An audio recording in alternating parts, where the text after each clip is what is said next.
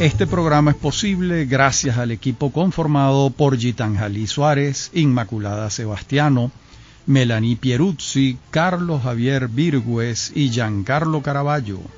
Recuerda que nos puedes seguir en Instagram como @pisolacultural y también puedes seguir la transmisión en vivo en www.mundour.com.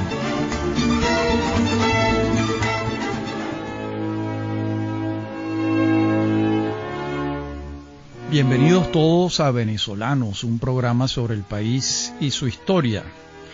En el capítulo 6 comenzamos a ver en esta cronología histórica republicana que estamos haciendo del año 1810 al 2010, comenzamos a ver los trabajos de Manuel Antonio Matos cuando funda el Banco de Venezuela el 18 de agosto de 1890.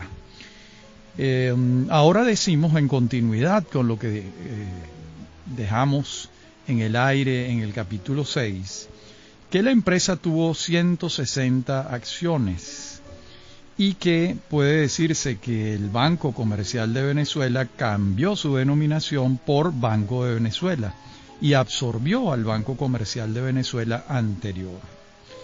La lista de los accionistas de este banco es elocuente: Matos, Santana, Erazo, Bulton, Montauban, Lesser, Roemer, Olavarría, Revenga, además de Raimundo Andueza Palacio y Juan Pablo Rojas Paul. Como vemos, el llamado Alto Comercio Central más los presidentes de turno en una nueva alianza sin Guzmán, porque vienen unos nuevos tiempos con los mismos personajes. Y en 1891, al año siguiente, el 16 de marzo, tiene lugar el laudo arbitral de Madrid sobre los límites entre Venezuela y Colombia. Vamos a explicar esto con un poco más de detalle. Al no más asumir el cargo, Andueza Palacio en singular en este caso, tuvo que ocuparse del alarmante despliegue de tropas inglesas en la Guayana, territorio que pertenecía a Venezuela y cuya discusión había llevado a una ruptura de relaciones con Inglaterra a partir de 1887. Este tema lo venía llevando personalmente Guzmán Blanco en conversaciones secretas en Europa, a partir de sus sucesivos nombramientos como ministro plenipotenciario, que era como entonces se denominaba a un embajador. De hecho, el ministro de Relaciones Interiores, el general Sebastián Casañas, por orden del presidente Andueza Palacio, publicó los documentos sobre el particular, cosa que provocó una airada reacción desde París por parte de Guzmán. El gobierno de Andueza caminaba hacia lo que finalmente ocurrió: responsabilizar a Guzmán Blanco de la usurpación inglesa de la Guayana y someterlo al escarnio público, acusándolo de alta traición. Si Rojas Paul encabezó una reacción antiguzmancista durante su gobierno, el gobierno de Andueza fue más allá y logró que el Congreso Nacional le retirara los títulos que le había conferido tanto a Guzmán Blanco como a Crespo, asentando un principio verdaderamente ecuánime, el de prohibir que se le consideran títulos y honores a hombres públicos en vida. Con esta medida, tanto los adulantes como los adulados se vieron de manos atadas. La ruptura con Guzmán y los guzmancistas por parte de Andueza Palacio era absoluta. La larga controversia acerca de los límites con Colombia se inicia en 1833 con el proyecto de tratado Pombo-Michelena. Continúa con las negociaciones entre Fermín Toro y Joaquín Acosta en 1844. Se extiende con los diálogos entre Antonio Leocadio Guzmán y Manuel Murillo Toro en 1874 y desemboca en la ruptura de relaciones a partir de 1874. La reanudación de relaciones en 1881 se basa en la aceptación de un tratado de arbitramiento de límites encargado al rey Alfonso XII de España. Lo cierto es que la documentación se atrasó. El monarca falleció en 1885 y el resultado vino a darse en 1891, cuando la viuda de Alfonso XII, la regente María Cristina, comunicó a las partes el resultado, sumamente desfavorable para Venezuela, por cierto. Este hecho, además, en medio de la polémica que vivía el país en torno a la reforma constitucional propuesta por Andueza Palacio, pasó inadvertido. Sin embargo, el laudo arbitral estaba allí y vino a agravar la situación de Venezuela con Colombia, su proceso diplomático de controversia acerca de los límites territoriales. Venezuela finalmente objetó el laudo y no lo aceptó, postergándose el tema para 1917, cuando las partes convinieron en un nuevo laudo arbitrado por Suiza, que veremos en su momento cuando lleguemos a 1917. Estamos en 1891 y el 11 de septiembre se crea durante la presidencia de Raimundo Andueza Palacio la Universidad del Zulia, que va a ser cerrada en 1904 por orden del gobierno de Cipriano Castro y su ministro de Educación, Eduardo Blanco, aludiendo a que entonces era innecesaria. Fue reabierta el 15 de junio de 1946, durante el primer gobierno de Rómulo Betancourt. El primer rector de la Luz, la Universidad del Zulia reabierta, fue Jesús Enrique Lozada. Y llegamos a 1892, 6 de octubre, cuando entra triunfante a Caracas Joaquín Crespo.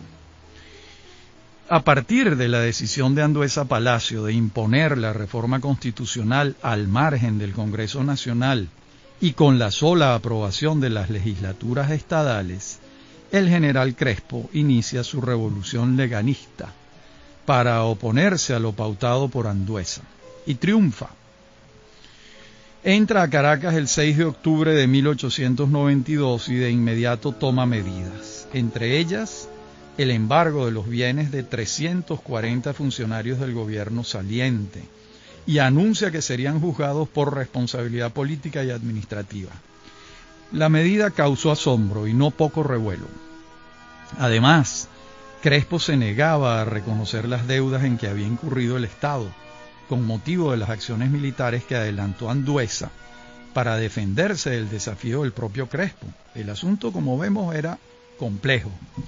Por otra parte, a partir del momento mismo en que asume el mando, Crespo se propone hacer buena la mención al legalismo de su revolución y convoca a unas elecciones directas para elegir a los integrantes de Asamblea Constituyente para que redacten un nuevo texto constitucional. La Asamblea se constituye el 4 de mayo de 1893. Bajo la presidencia del general José Antonio Bellutini. La Asamblea confirma a Crespo como presidente provisional, sanciona una nueva ley electoral y fija los comicios para el 1 de diciembre de 1893, sobre la base de la nueva Constitución Nacional. El 15 de noviembre se instituye la Universidad de Carabobo y será Joaquín Crespo quien ordene la creación de la Universidad de Valencia y será Alejo Zuluaga su primer rector. Al igual que la Universidad del Zulia, será cerrada la Universidad de Carabobo por el mismo decreto absurdo de Cipriano Castro y su ministro de Educación, Eduardo Blanco. Será el 21 de marzo de 1958 cuando el presidente de la República, Wolfgang Larrazábal Hugueto, reinaugure la Universidad de Carabobo. Y llegamos a 1894, cuando se inaugura el Gran Ferrocarril de Venezuela. Este es el ferrocarril de Caracas a Valencia. Esto tiene su base en 1892, cuando el general Joaquín Crespo regresa al poder y va a ejercerlo hasta 1898. Durante esos 5 años se inauguraron unas cuantas vías férreas. El llamado Gran Ferrocarril de Venezuela salvaba la distancia entre Caracas y Valencia con un recorrido de 179 kilómetros y fue inaugurado el 1 de febrero de 1894. Fue construido gracias a la concesión otorgada a la empresa alemana Fritz Krupp, que luego se materializó en la compañía Gran Ferrocarril de Venezuela, Groß Venezuela Eisenbahngesellschaft, compañía anónima, establecida por el Disconto Gesellschaft de Berlín y la Nordeste Bank de Hamburgo.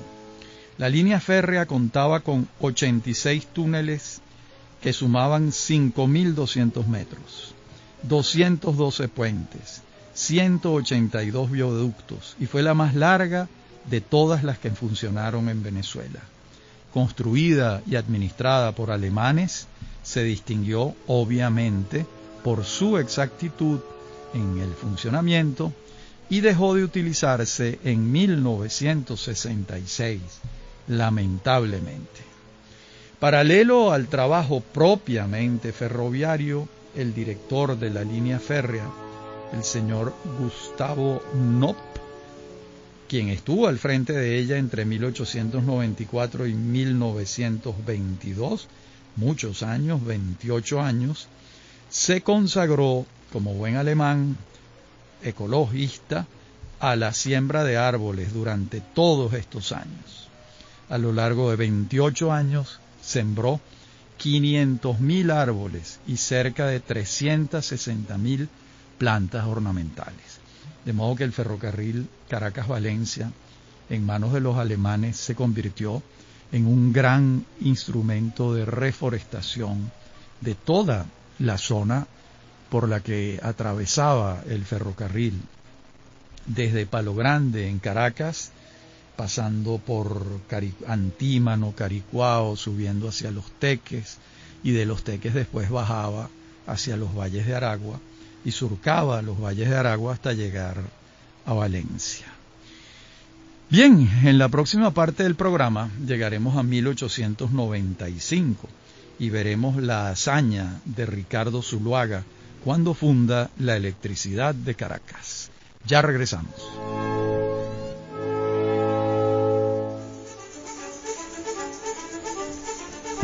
En breve continúa Venezolanos.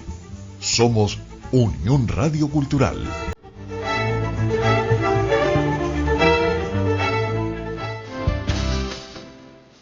Estás escuchando Unión Radio Cultural. Este y otros programas de Venezolanos los puedes oír en formato podcast a través de Anchor.fm. Para alguna sugerencia sobre este espacio, pueden escribirnos al correo rafaelarraiz@hotmail.com. Somos Unión Radio Cultural.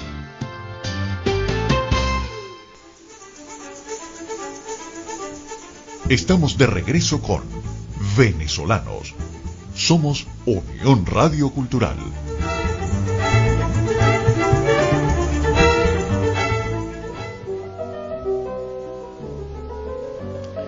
En la parte anterior del programa hablamos de la electricidad de Caracas, fundada el 16 de noviembre de 1895. El número inicial de accionistas fue 25. ¿Quiénes estaban entre los accionistas iniciales? Alberto Smith, José Antonio Mosquera, hijo, José Antonio Olavarría, H. Jiménez, H. Olavarría, Pedro Salas, Francisco Sucre, la agencia Helmond, Ricardo Ruffet, Santiago y Luisa Sosa, los señores Francia y compañía, y por supuesto los miembros de la junta directiva.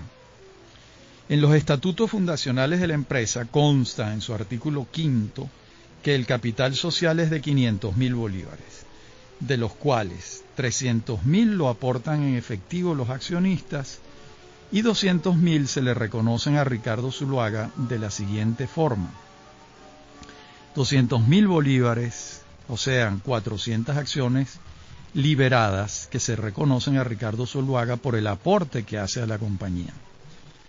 Primero, de 2 propiedades situadas en El Encantado y Los Naranjos, ribereñas del Guaire. Segundo, una concesión del Consejo Municipal del Distrito Federal para utilizar y vender fuerza eléctrica en Caracas. Tercero, de un permiso del Gobierno Nacional para colocar postes y tender alambres en los caminos públicos. Cuarto, de un permiso del Consejo Municipal del Distrito Sucre para colocar postes y tender alambres en el dicho distrito. Y quinto, de sus estudios y proyectos en el negocio. Bien, la primera reunión de la Junta Directiva de la empresa tuvo lugar 3 días después de la protocolización de los estatutos, el 19 de noviembre. Y quedó conformada de la siguiente manera: presidente, Juan Esteban Linares; directores principales, Eduardo Montobán, Mariano Palacios, Tomás Reina y Heriberto Lobo; directores suplentes, Carlos Machado Romero, Charles Roll, José María Ortega Martínez, Julio Sabás García y Carlos Zuluaga; gerente, Ricardo Zuluaga. Esta junta directiva autoriza el viaje de Zuluaga a Europa con el objeto de adquirir la maquinaria necesaria para la puesta en funcionamiento de la central hidroeléctrica. En el interín de 6 meses de ausencia de Zuluaga, quedan encargados de la obra los ingenieros Jorge Nevet y Felipe Aguerrevere. Zuluaga parte inmediatamente el 11 de diciembre y regresa en mayo del año siguiente. Los suizos de las firmas Oerlikon y Escher Wyss le han brindado todo su apoyo. La obra está en marcha. Bien, esto es apenas un abreboca. Nosotros hemos hecho series completas sobre la historia de la electricidad de Caracas, una de las empresas con mayor capital accionario que ha habido en Venezuela, distribuido entre la mayor cantidad de accionistas. Pero eso es harina de otro costal, y ya lo hemos hecho. Así llegamos al 1 de diciembre de 1895, cuando se inaugura el Gran Ferrocarril del Táchira. El 1 de diciembre se inauguró el tramo entre Encontrados y San Cristóbal, de la vía férrea recorrida por el llamado Gran Ferrocarril del Táchira. El constructor de esta obra fue don Benito Roncayolo, un marsellés establecido en Maracaibo desde 1876. Marsellés que también sus orígenes eran corsos, de Córcega.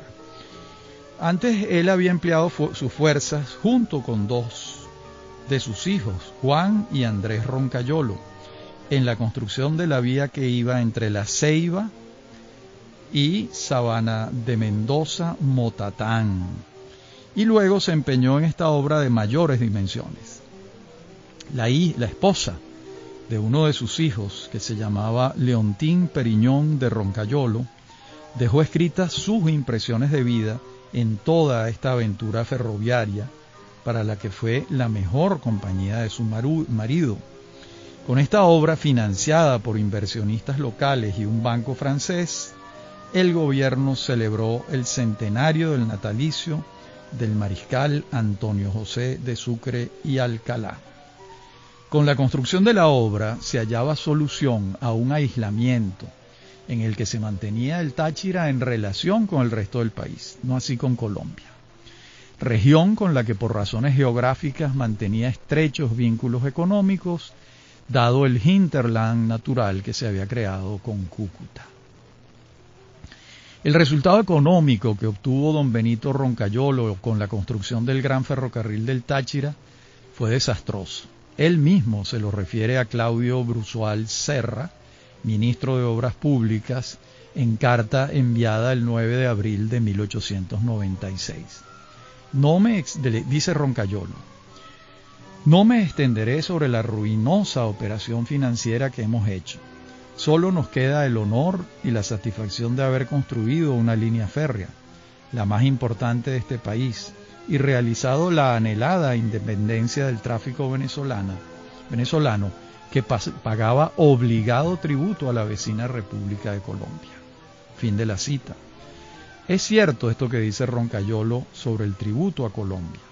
Tanto es así que constan los escollos que los empresarios colombianos pusieron en el camino de los constructores de la obra, tanto como los financieros que tuvieron que sortear Roncayolo y sus hijos. Bien, y llegamos a 1896, cuando Arturo Michelena pinta Miranda en la Carraca, uno de los íconos fundamentales de la venezolanidad. Generaciones de venezolanos hemos crecido viendo esta obra de Michelena. El modelo que le posó pacientemente fue Eduardo Blanco, su amigo, que hemos mencionado antes como ministro de Educación, pero también el autor de Venezuela Heroica. El prócer Miranda está recostado en un catre, con una pierna en el suelo y la otra en el colchón. Su mano derecha sostiene la cara y mira fijamente hacia el que lo ve. En la mesa de noche reposan unos libros y desde una argolla clavada en la pared baja una cadena. Las losas del piso son irregulares y sobre ellas una banqueta con el asiento de paja centra la composición. Y este mismo año, 1896, tiene lugar el empréstito o préstamo, pero en esa época se le decía empréstito, con el Banco Disconto Gesellschaft. Vamos a ver por qué Venezuela recurre a un crédito de esta magnitud. La República tuvo que recurrir a un préstamo para enfrentar las deudas que se producían como consecuencia del contrato que había firmado Guzmán Blanco con las empresas ferrocarrileras. Allí él se comprometía, Guzmán, a que el 7% le era garantizado a las compañías concesionarias, y esto pesaba enormemente, ya que la sola operación de los ferrocarriles no alcanzaba la cifra, y el Estado venezolano todos los años se había comprometido a pagarla. Al gobierno de Crespo no le quedó otro camino que solicitar un préstamo para enfrentar la situación, y se lo otorgó el Disconto Gesellschaft de Berlín. Y a partir de la firma del nuevo contrato que pesaba sobre la República, se desató una tempestad política.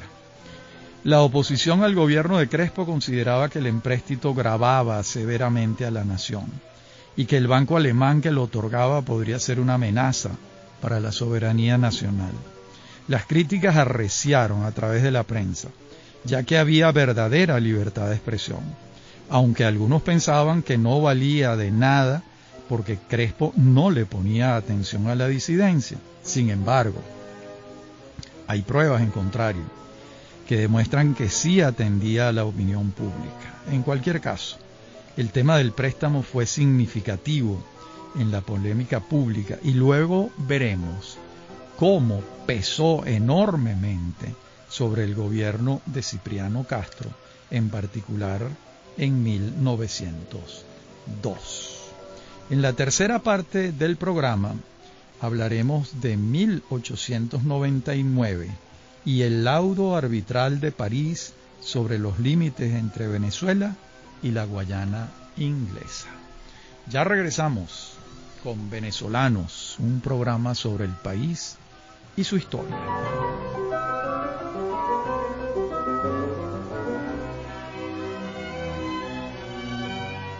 A finales de 1896 tiene lugar un hecho que desató las pasiones nacionales. ¿Por qué? Porque soldados ingleses se empeñan en llevar los límites hasta el río Yuruari, intento que fue severamente repelido por soldados venezolanos, que hacen presos a los invasores y luego izan la bandera nacional en el sitio, apartando a la inglesa. Este hecho fue considerado como una grave ofensa por Inglaterra, que reclamó airadamente al gobierno venezolano. Bueno, qué ironía. La escalada del conflicto era vertiginosa, cosa que lleva al presidente de los Estados Unidos en Norteamérica, Grover Cleveland, a invocar la doctrina Monroe, América para los americanos. El mensaje de Cleveland es claro hacia Inglaterra: no deben seguir intentando apoderarse de territorios en América. zona de influencia de los Estados Unidos, o de lo contrario, se procederá en consecuencia. Eso fue el mensaje que le mandó Cleveland a los ingleses. La corona inglesa no está satisfecha y a ratos pareciera que estallaría un conflicto armado entre ambas naciones, pero termina imponiéndose la lógica de la paz dentro de la geopolítica de la época, en la que los imperios europeos van a comenzar a perder territorios de ultramar. En 1897, los Estados Unidos e Inglaterra le imponen a Venezuela un arbitraje internacional. El tribunal estuvo compuesto por 2 norteamericanos, 2 ingleses y un ruso. Y 2 años después, el 3 de octubre de 1899, fallaron, despojando a Venezuela de 159.500 kilómetros cuadrados, la Guayana Esequiba. Por su parte, Venezuela no aceptó el fallo y lo recurre por diversas razones. Vamos a volver sobre este tema más adelante, por supuesto. El 22 de octubre de 1899 comienza un cambio político importante que se va a extender por 45 años, la llamada hegemonía militar tachirense.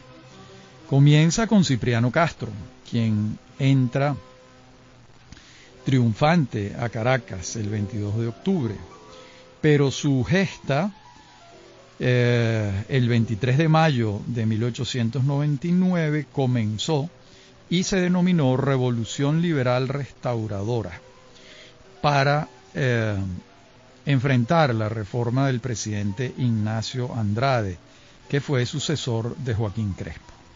¿Qué se proponía Castro? Pues restaurar la legalidad violada por el gobierno, aunque todo indica que desde hace años esperaba la oportunidad para buscar el poder nacional por la vía de las armas. Me refiero a Castro. Táchira,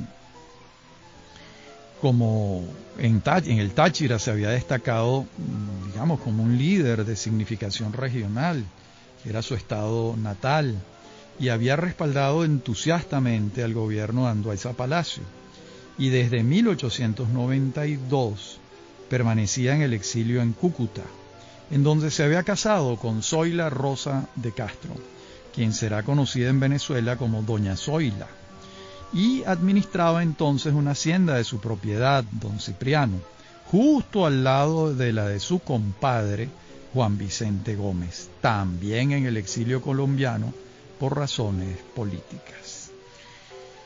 Bien, y la debilidad del gobierno de Andrade, que no lograba consolidar un poder similar al que detentaba su mentor fallecido, avivó el empeño de Castro por llegar al poder. Así fue como organizó un comando revolucionario integrado por Juan Vicente Gómez, Manuel Antonio Pulido, Emilio Fernández, Régulo Olivares, Froilán Prato y Santiago Briceño Ayesτερán, todos en el exilio. Este comando invade el territorio nacional de Venezuela a partir del 23 de mayo desde Colombia y libra su primera batalla al día siguiente, en Tononó. Esto queda cerca de San Cristóbal. Y continúa con los encontronazos guerreros en Las Pilas, El Zumbador, Cordero, Tobar. Ya el ejército de Castro superaba los 1.500 soldados que se le habían ido sumando por el camino, hasta acercarse al centro del país. Y va a vencer en Parapara, en Nirgua, en Tocuyito. Y el 14 de septiembre de 1899, cuando ya se hacía evidente que el ejército que comandaba Castro iba a llegar a Caracas triunfante. Eso va a ocurrir, como dijimos al principio, el 22 de octubre, después de haber negociado la entrega del poder el día antes con el general Luciano Mendoza. El 20 de octubre, el general Ignacio Andrade, abandonado por sus seguidores y traicionado por algunos de ellos, abandona el país por el puerto de La Guaira, rumbo a Puerto Rico. Y es así como llegamos al siglo XX, en esta cronología que venimos desarrollando. Esta centuria comienza con uno de los nudos centrales del siglo XIX en su apogeo. Me refiero al caudillismo. No obstante, es cierto que este fenómeno pernicioso desaparece a sangre y fuego bajo la bota inclemente del general Gómez, cuando bajo las órdenes de Cipriano Castro derrota a los ejércitos de Manuel Antonio Matos y Nicolás Rolando. A partir de entonces y hasta 1945, el Ejército Nacional se torna en la institución epicéntrica venezolana, dedo elector de los primeros magistrados. El siglo XX será también el período donde se funde la democracia liberal representativa, de la mano de Acción Democrática y su líder esencial, Rómulo Betancourt. Entonces se incorporarán las mujeres a la vida política y la ciudadanía completará el elenco de sus factores. Será el siglo XX el siglo del petróleo, desde que en 1914 se diera con el yacimiento de Menegrande y en 1922 con el de Cabimas. La vida venezolana girará en todas sus aristas alrededor del oro negro, desde aquellos años iniciales y hasta nuestros días, al día de hoy en el que estoy hablando. Será el siglo donde el Estado venezolano, como consecuencia de la gasolina petrolera, crecerá hasta niveles inimaginables, copando casi todas las escenas de la vida nacional. Será el siglo del bipartidismo y de la antipolítica, de las dictaduras militares, del pacto de punto fijo y del sueño de crear un sistema democrático. Comenzamos el siglo con el 22 de octubre de 1902, cuando tiene lugar la Batalla de la Victoria y la Revolución Libertadora de Manuel Antonio Matos. Este banquero entra en conflicto con el gobierno de Cipriano Castro desde el comienzo del mandato de este. Castro pretendía lograr un crédito con el Banco de Venezuela y esta institución consideró que no se ofrecían suficientes garantías, por lo que se le negó a la República el préstamo. Por esto, Castro entró en cólera y se inició un enfrentamiento severo, y Matos, con el apoyo de la New York and Bermúdez Company, la empresa alemana del Gran Ferrocarril de Venezuela, y la compañía francesa del cable interoceánico en Carúpano, enfrenta militarmente a las fuerzas de Castro. Se congregan alrededor de Matos un conjunto de caudillos regionales nada despreciable: Luciano Mendoza, Domingo Monagas, Nicolás Rolando, Pedro y Horacio Ducharne, Ramón Guerra, Juan Pablo Peñalosa, entre otros. Reciben una estocada difícil de superar en la Batalla de la Victoria, en noviembre de 1902. Donde al ejército de cerca de 14.000 hombres que tiene Matos, las fuerzas de Castro lo pone en fuga, dispersándolo ya de manera irremediable.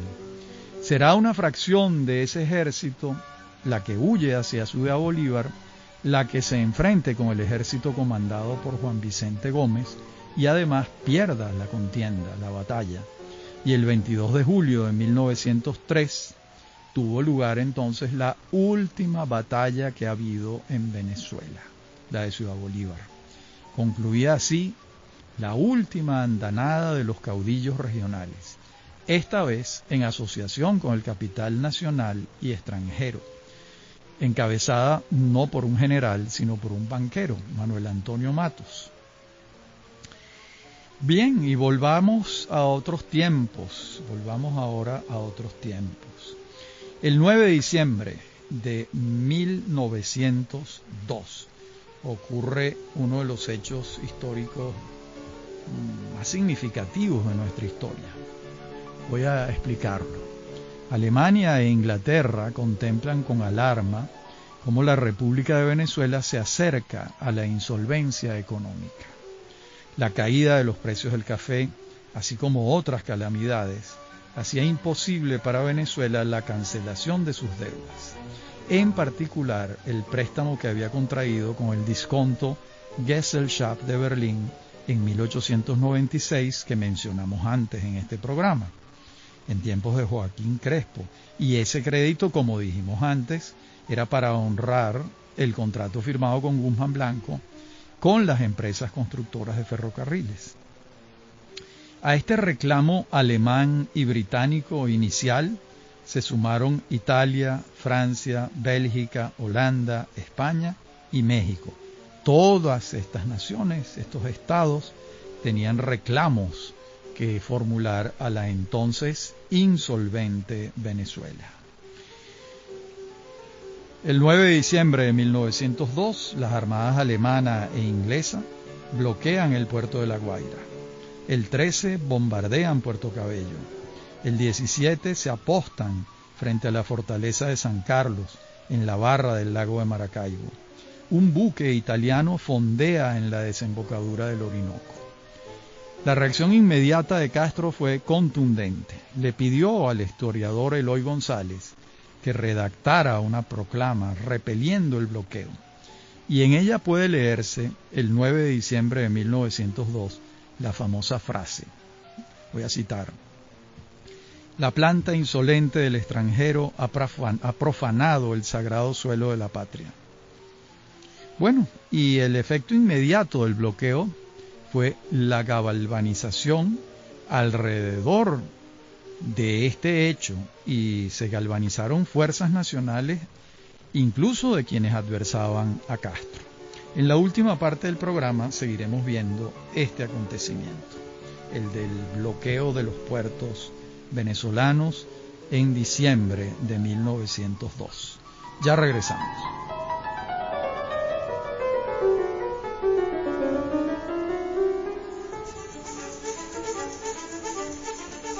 En breve continúa Venezolanos. Somos Unión Radio Cultural.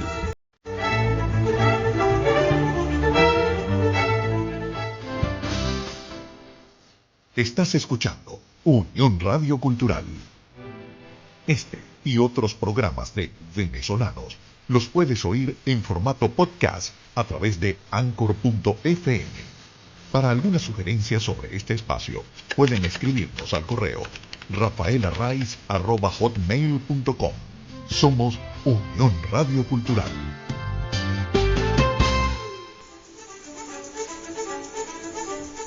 Estamos de regreso con Venezolanos. Somos Unión Radio Cultural.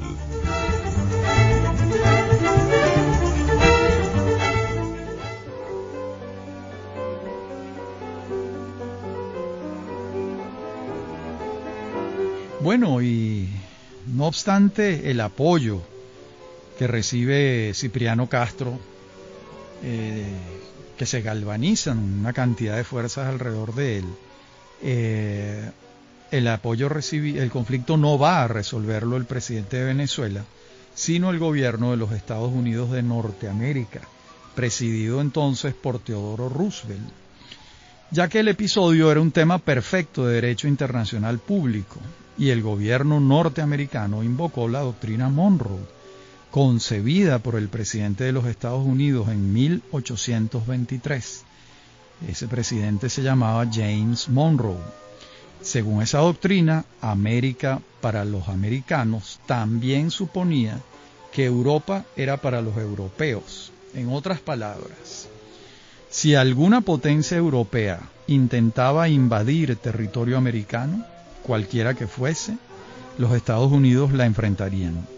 Y por otra parte, los Estados Unidos jamás intentaría invadir algún territorio europeo o su zona de influencia.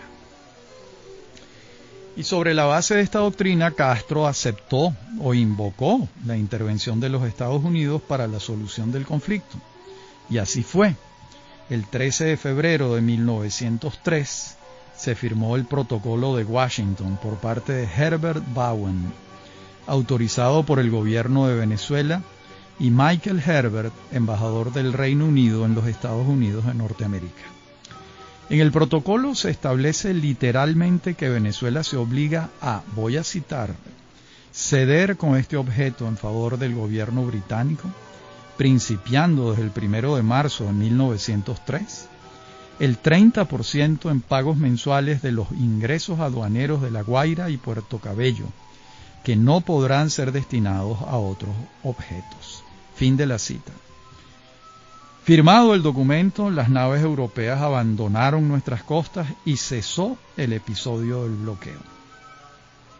Investigaciones recientes revelan que Alemania había proyectado una situación más prolongada de sus tropas en Venezuela, llegando incluso a concebirse una suerte de dominio permanente. Sin embargo, el tema era internacional y Roosevelt, que al parecer conocía estos planes, no podía permitir que potencias europeas intervinieran en territorio del continente americano.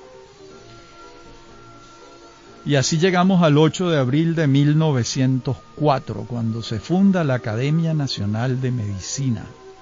El presidente de la República, Cipriano Castro, dio el ejecútese a la creación de la corporación. Antes vimos cómo en tiempos de Antonio Guzmán Blanco se funda la Academia Venezolana de la Lengua, que fue la primera. ¿Quiénes son estos académicos fundadores de la Academia Nacional de Medicina? ¿Quiénes están allí en la nómina inicial?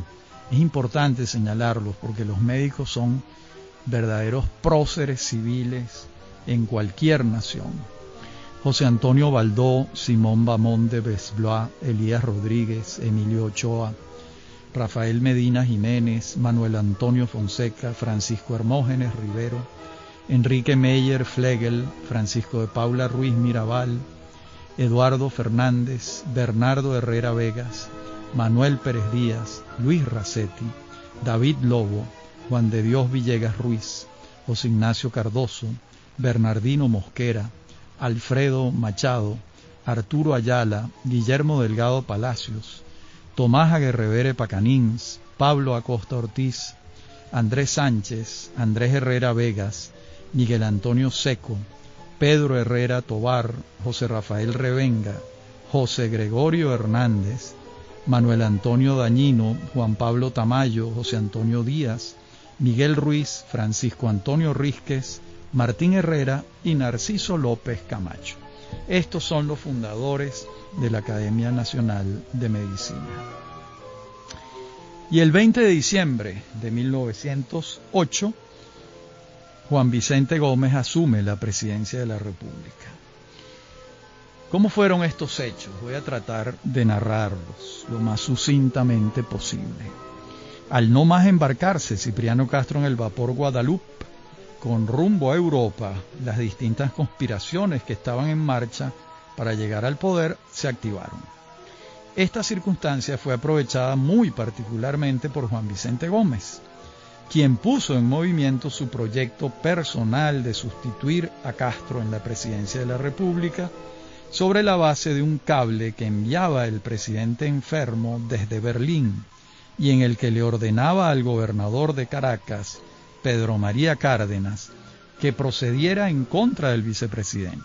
En el texto se leía que la culebra se mata por la cabeza, y Gómez naturalmente interpretó que la culebra era él y le dio el golpe de estado a su compadre.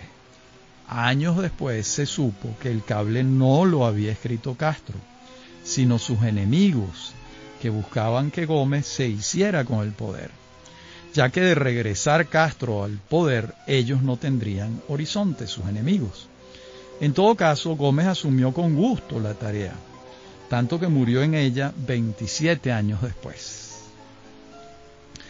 Gómez de inmediato destituye a los ministros del gabinete fieles a Castro e inicia una persecución contra los jefes militares que respondían órdenes de su antecesor. Además, para blindar su acción, ordena enjuiciar al general Castro por intento de asesinato del vicepresidente de la República, con la prueba del cable aludido, y por el fusilamiento del general Antonio Paredes en 1907. De tal modo que el golpe de Estado está perfectamente investido de las formalidades legales. Dicho de otra manera, el vicepresidente ha reaccionado contra el presidente que ha ordenado matarlo, de modo que al asumir la presidencia no se ha roto el hilo constitucional. Esta es la trama legal que envuelve el hecho. Por otra parte, muchos venezolanos, hartos del gobierno de Castro, festejan la llegada de Gómez al poder absoluto, y él invita a los exiliados a regresar al país, abre las puertas de las cárceles, para los presos políticos y acepta la libertad de prensa. A diferencia de la práctica de sus antecesores, no disuelve el Congreso Nacional ni convoca a la elección de una Asamblea Nacional Constituyente, sino que le pide al Congreso Constituido que redacte un nuevo texto constitucional. Llegamos a 1909, el 1 de abril, el poeta oriental Andrés Mata funda el diario El Universal. Y el anecdotario familiar reseña que el poeta carupanero Andrés Mata y su amigo, el socio y abogado y escritor Andrés Jorge Vigas, pasaron la noche trabajando para ver impreso en la mañana el primer número del diario. Desde entonces el periódico ha sido un importantísimo rotativo con énfasis en temas económicos y políticos. El 4 de julio del año 2014, Andrés Mata Osorio, nieto del fundador, vendió el periódico a una empresa registrada en España. Y llegamos a 1910, el 5 de julio. ¿Qué ocurre el 5 de julio de 1910? Abre sus puertas la Academia Militar de Venezuela. Si bien el decreto de creación de la Academia Militar es de 1903, cuando estaba Castro en el poder, lo cierto es que inició sus actividades en 1910, después de haberse inaugurado el edificio construido para tal fin en la planicie. En esto puede observarse una continuidad entre Castro y Gómez. El primero tiene la voluntad política de crearla y ordena construir el edificio, y el segundo la pone en funcionamiento. Para ello, Gómez designa al coronel chileno Samuel McGill, quien se desempeñaba como cónsul de Venezuela en Panamá, como instructor de la Inspectoría General. Los antecedentes de McGill eran favorables. Venía de organizar instituciones castrenses en Ecuador, Nicaragua y Honduras, y se había formado en el ejército más profesional de Latinoamérica en aquel entonces. ¿Cuál era? El ejército chileno. De tal modo que la orientación que le imprimió a la Academia Militar Venezolana fue a semejanza de la de su país de origen, es decir, prusiana. Cuando decimos Prusia, en el fondo estamos diciendo Alemania, pero sería largo de explicar cómo la integración de Alemania como Estado es tardía y el factor más importante de esa integración fue Prusia. Bueno, y la instrucción de los cadetes se articuló profesionalmente, y apenas 2 años después, cuando tuvo lugar una parada militar en el Hipódromo del Paraíso, las filas ordenadas y los pertrechos nuevos causaron asombro entre la población. Era un hecho que el ejército venezolano había iniciado el camino de su profesionalización. Atrás quedaban las montoneras, las integradas por soldados improvisados y sin disciplina. Hoy llegamos hasta aquí.